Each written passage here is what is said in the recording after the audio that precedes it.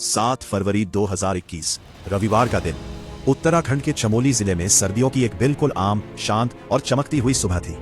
आसमान इतना साफ कि एक भी बादल नजर नहीं आ रहा था।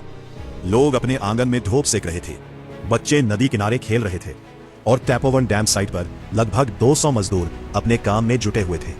किसी ने बारिश की एक बूंद तक नहीं देखी थी। किसी मौसम विभाग ने कोई चेतावनी नहीं दी थी। लेकिन फिर अचानक पहाड़ों का सीना चीरती हुई एक ऐसी आवाज आई जिसने आसमान तक हिला दिया। जो नदी कुछ पल पहले शांत बह रही थी वो अचानक गायब हो गई और उसकी जगह आ गई मौत की एक 50 फीट ऊंची काली दीवार। 27 मिलियन क्यूबिक मीटर बर्फ और पत्थर, 100 किलोमीटर प्रति घंटे की रफ्तार। जिसने भी मुड़कर देखा उसके पास भागने का समय ही नहीं था।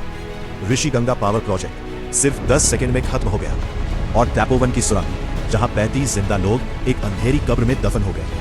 ये कहानी सिर्फ एक प्राकृतिक आपदा की नहीं है, ये कहानी है इंसान की लालच, पहाड़ों के गुस्से और उस एक सेकंड की जिसने सब कुछ बदल दिया। कहानी शुरू होती है रैनी गांव से, जो नंदा देवी बायोस्फीयर रिजर्व के पास बसा है। ये कोई साधारण गांव नहीं है। 1970 के दशक में इसी गांव की महिलाओं ने चिपको आंदोलन की शुरुआत की थी, क्योंकि उन्हें पता था कि जंगल और पहाड़ ही उनकी जिंदगी है। लेकिन समय बदला और विकास की भूख पहाड़ों तक पहुंच गई। धौलीगंगा और ऋषिगंगा नदियों पर बड़े बड़े हाइड्रो पावर प्रोजेक्ट्स बनने लगे। एक था 13.2 मेगावाट का ऋषिगंगा प्रोजेक्ट और दूसरा 520 मेगावाट का तपोवन विष्णुगाड प्रोजेक्ट। फरवरी 2021 की सुबह सब कुछ सामान्य था। तपोवन की लंबी सुरंग में मजदूर काम कर रहे थे। किसी को अंदाजा नहीं था कि उनके सिर के ठीक ऊपर 5600 मीटर की ऊंचाई पर एक बड़ा खतरा पैदा हो चुका है। आखिर उस दिन हुआ क्या था? आमतौर पर ऐसी बाढ़ का कारण बादल फटना या भारी बारिश होती है, लेकिन उस दिन आसमान बिल्कुल साफ था। फिर इतना पानी आया कहां से? वैज्ञानिकों ने बाद में बताया कि रोंटी पीक पर सदियों से जमा बर्फ और चट्टान का एक विशाल हिस्सा कमजोर हो चुका था और ठीक सुबह 10:45 बजे वह टूट गया। यह कोई छोटा हादसा नहीं था। 27 मिलियन क्यूबिक मीटर बर्फ और पत्थर का पूरा पहाड़ लगभग 2 किलोमीटर नीचे गिरा और गिरते समय इतनी गर्मी पैदा हुई कि बर्फ तुरंत पानी में बदल गई। अब यह सिर्फ बर्फ नहीं थी, यह बन चुका था एक डेब्री फ्लो, एक ऐसी बहती हुई मौत जो अपने रास्ते में आने वाली हर चीज को खत्म कर सकती थी।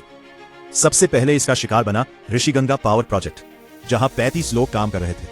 उनके पास भागने के लिए सिर्फ कुछ सेकंड थे। एक ही पल में पूरी परियोजना मिट गई, जैसे कभी थी ही नहीं। लेकिन तबाही यही नहीं रुकी। यह बहाव धौलीगंगा नदी में पहुंचा और आगे तपोवन प्रोजेक्ट की ओर बढ़ा। तपोवन में उस समय 150 से ज्यादा लोग मौजूद थे और सबसे खतरनाक जगह थी सुरंग, जहां 35-40 मजदूर अंदर काम कर रहे थे। उन्हें बाहर की कोई आवाज सुनाई नहीं दे रही थी और अचानक मौत उनके सामने आ खड़ी हुई। लोग चिल्ला रहे थे, भागो भागो, लेकिन सुरंग के अंदर मौजूद लोगों के पास भागने का कोई रास्ता नहीं था। पानी, कीचड़ और पत्थरों ने पूरी सुरंग को भर दिया, लगभग 1.5 किलोमीटर तक, और ऊपर से 10 से 15 मीटर मोटी परत जम गई। अंदर फंसे लोगों के लिए वो जगह एक जिंदा कब्र बन गई। कुछ ही घंटों में सेना, आईटीबीपी और एनडीआरएफ की टीमें मौके पर पहुंच गई। पूरा देश टीवी स्क्रीन पर नजरें टिकाए हुए था। रेस्क्यू ऑपरेशन बेहद मुश्किल था। कीचड़ इतना भारी और सख्त था कि मशीनें भी बेकार साबित हो रही थी। फिर एक उम्मीद जगी।